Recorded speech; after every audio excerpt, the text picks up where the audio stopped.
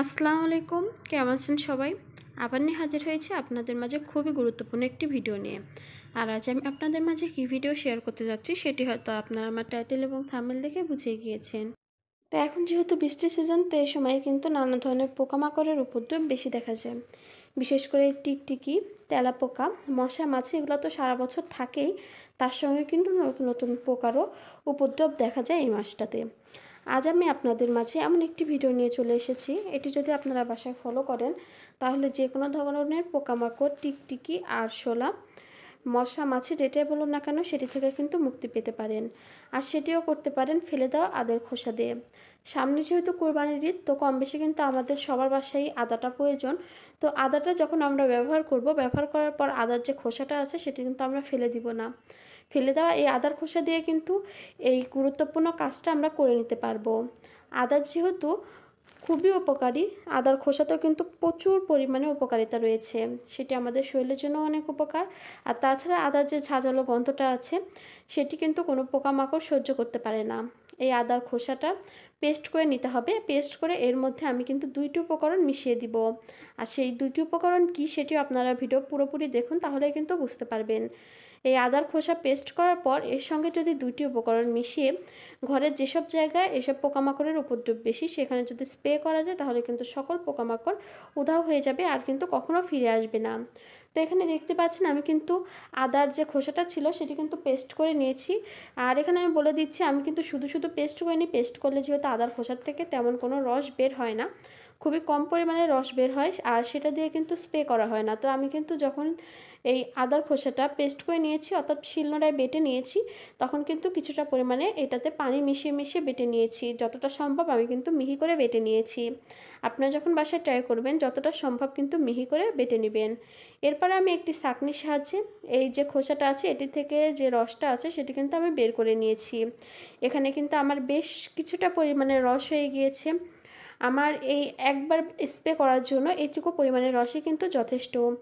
আপনারা চাইলে কিন্তু একবারে অনেকগুলো আদার খোসা এরকম পেস্ট করে রস বের করে নর্মাল ফ্রিজে কিন্তু রেখে দিতে পারেন।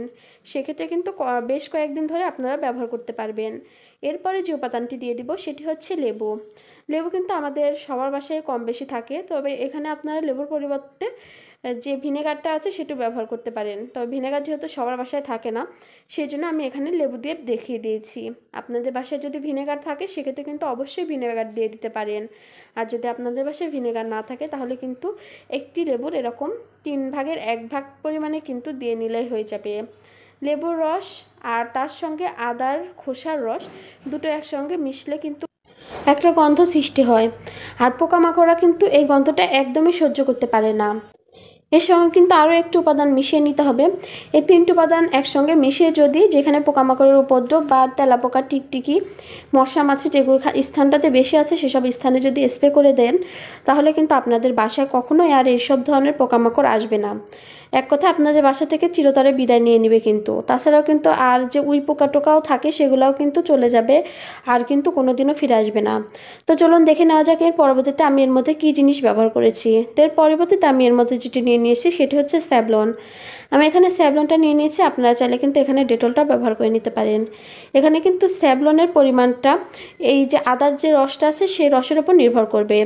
একটা ছোটো বোতল স্প্রে তৈরি করার জন্য কিন্তু এখানে 2 চামচের মতো স্যাভলন লাগবে। আপনাদের যদি আদার রসের পরিমাণ, অর্থাৎ আপনারা যদি বেশি পরিমাণে স্প্রেটা বানিয়ে রাখতে চান সেক্ষেত্রে কিন্তু এখানে অবশ্যই স্যাভলনের পরিমাণটাও বাড়িয়ে দেবেন। তো এখানে যেহেতু আমি ছোট্ট 1 বোতল স্প্রে তৈরি করব, তো সেক্ষেত্রে কিন্তু আমার এখানে 2 চামচের মতো স্যাভলনেরটা নিয়ে নিয়েছি। এই 2 চামচ স্যাভলনেই কিন্তু আমার হয়ে যাবে। এবার কিন্তু আমি একটু চামচ দিয়ে নেড়ে এই উপাদানগুলো মিশিয়ে নিয়েছি। আপনারা দেখতে পাচ্ছেন আমার এই যে রেমেডিটা এটি কিন্তু একদমই তৈরি। এবার কিন্তু আমি আপনাদেরকে এর ব্যবহার বিধিটাও দেখিয়ে দিব।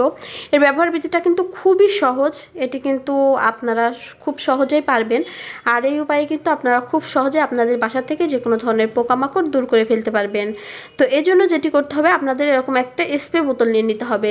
এখানে আমি কিন্তু ছোট্ট একটা স্প্রে বোতল নিয়ে নিয়েছি, আপনারা চাইলে কিন্তু এরকম সাইজের স্প্রে বোতলও নিতে পারেন, বা এর চাইতে কিন্তু বড় সাইজের স্প্রে বোতলও নিয়ে নিতে পারেন।